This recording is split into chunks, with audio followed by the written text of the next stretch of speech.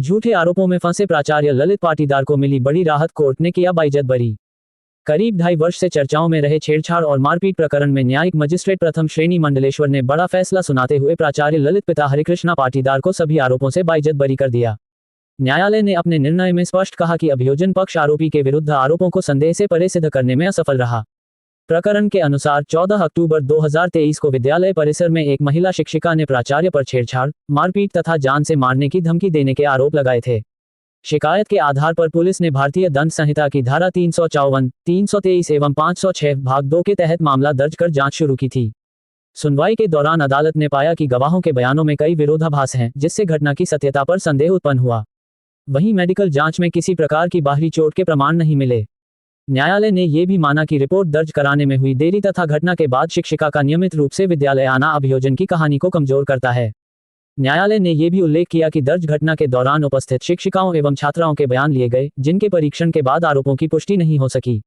अदालत ने अपने आदेश में कहा कि आपराधिक मामलों में आरोप सिद्ध करने की पूर्ण जिम्मेदारी अभियोजन पक्ष पर होती है। यदि साक्ष्यों के आधार पर उचित संदेह उत्पन्न होता है तो उसका लाभ आरोपी को दिया जाना न्याय के मूल सिद्धांतों में शामिल है। करीब 2.5 साल तक चले इस मामले में बरी होने के बाद आपकी पहली प्रतिक्रिया क्या रही? इस दौरान आपने किन किन परिस्थितियों का सामना किया? देखिए, सबसे पहले तो पिछले शनिवार के रोज में कोर्ट का फैसला आया कि भाई मुझे दोष मुक्त पाया गया। जो भी मामला हुआ था उस मामले में पहली प्रतिक्रिया तो काफ़ी खुशी हुई, क्योंकि उस दौरान जो 2.5 साल तक ये मुकदमा चला, इस दौरान काफ़ी चीज़ें भी रही, कई बार तारीखें वगैरह पे जाना, तो एक संघर्ष वाला समय रहा। तो पहली प्रतिक्रिया तो काफ़ी खुश था मैं, क्योंकि परिवार भी इन संघर्षों में कहीं ना कहीं जूझता ही है और संस्था भी। तो वो बड़ा खुशी का माहौल था कि यार हम लोग इन सब चीज़ों से दोष मुक्त हो गए, क्योंकि ये झूठा आरोप था और जब झूठे आरोप के इसमें आप जब संघर्ष करते ना तो बड़ा दुख होता है। तो पहली चीज़ तो यही थी कि काफ़ी खुशी हुई। और जहाँ तक आपका दूसरा सवाल था कि किन किन चीज़ों का सामना करना पड़ा, तो काफ़ी कुछ चीज़ें रहीं उस दौरान। कई लोगों के सवाल भी उठते थे, कई बार कहीं पर भी कोई घटना घटित होती थी किसी चीज़ को लेकर के किसी शैक्षणिक संस्था में, तो मेरा नाम या एक टैगलाइन लिखी रहती थी कि उमिया में ऐसा कुछ हुआ था जहां प्राचार्य अभी तक पदस्थ है अपने पद पर। जबकि पदस्थ होने का मामला ये भी था कि जब ये घटना घटी थी और मैं आ नहीं रहा था स्कूल में, मेरा आना बंद हो गया था, तो काफ़ी छात्राओं ने धरना दिया था, सभी छात्राओं ने धरना दिया था और 250 से 300 के करीब सारे पालक भी यहाँ पर आए थे, जो मेरे पक्ष में आए थे कि भाई ये सही नहीं है। क्योंकि उस दौरान जब ये घटना हुई थी तो वहाँ कुछ शिक्षिकाएं और कुछ छात्राएं भी मौजूद थी, उन्होंने सबको बताया भी।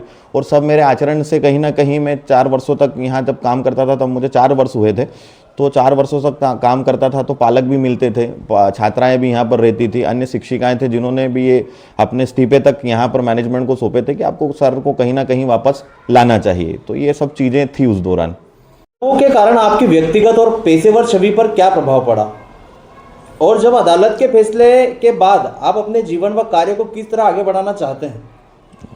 देखिए, जहाँ तक छवि की बात है वहाँ तक तो जब बालिकाओं ने धरना दिया वहीं पर सिद्ध हो गया था कि यार मैं सही हूँ, तभी तो इतने लोग मेरे साथ खड़े हैं, इतने पालक साथ खड़े। लेकिन फिर भी जो लोग मुझे जानते नहीं थे वो कहीं ना कहीं मेरी छवि पर सवाल उठा रहे थे, मेरे जीवन पर सवाल उठा रहे थे, तो छवि कहीं ना कहीं खराब तो हो ही रही थी। और जब भी कोई किसी जगह कुछ मामला होता था तो वहाँ इस घटना का जिक्र होता था, जिसके कारण मुझे काफ़ी दुख भी होता था कि यार मैं ये घटना जब हुई है जहाँ लोगों ने देखी नहीं फिर भी अपना फैसला सुना रहे हैं, और कहीं ना कहीं मैंने ये किया नहीं है, फिर भी मेरे ऊपर कुछ लोग ऐसा हैं जो विश्वास नहीं जता रहे हैं, तो छवि तो कहीं ना कहीं ख़राब हुई थी।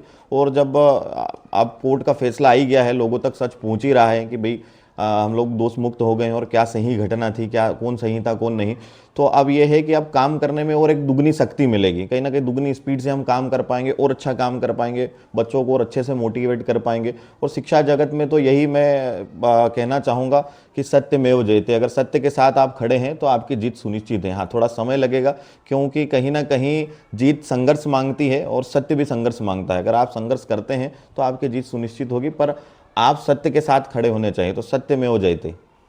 ठीक है सर, बधाई हो आपको फिर से एक बार। धन्यवाद।